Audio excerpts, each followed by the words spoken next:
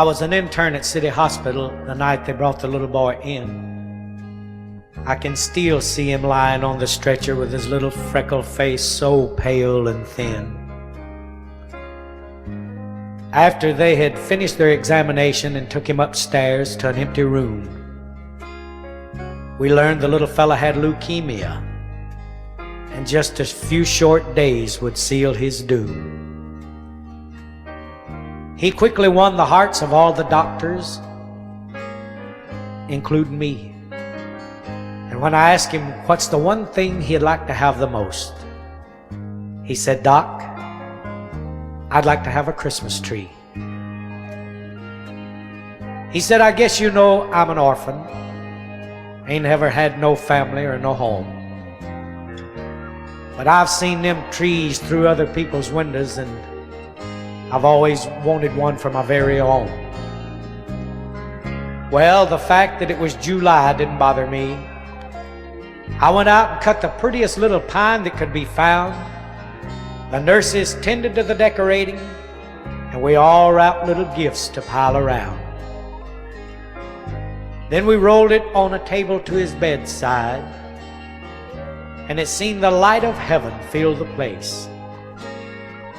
He reached out a trembling hand to touch the branches, and a tear began to trickle down his face.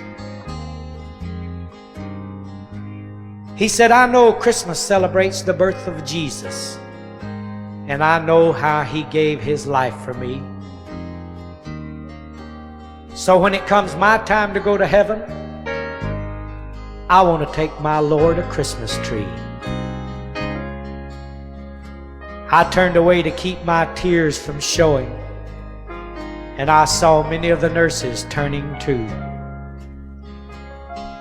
Then he asked us if we'd sing some Christmas carols. And you'll never know how hard that was to do. 'Twas an hour long to be remembered, and a happier day you couldn't find anywhere.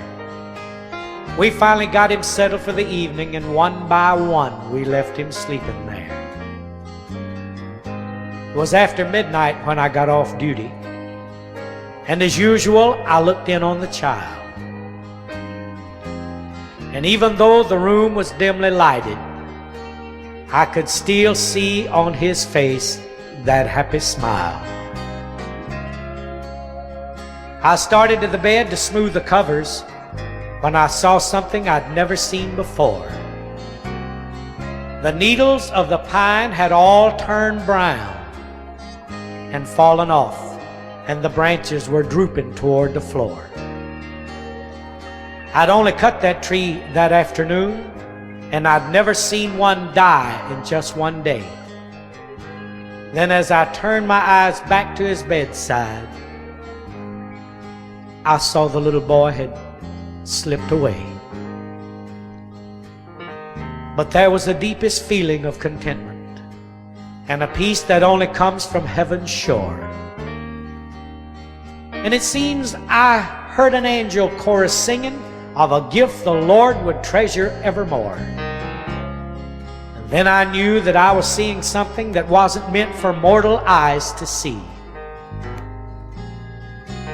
For in one little lifeless hand the child was holding a branch of the dying Christmas tree. Sleep in heavenly peace.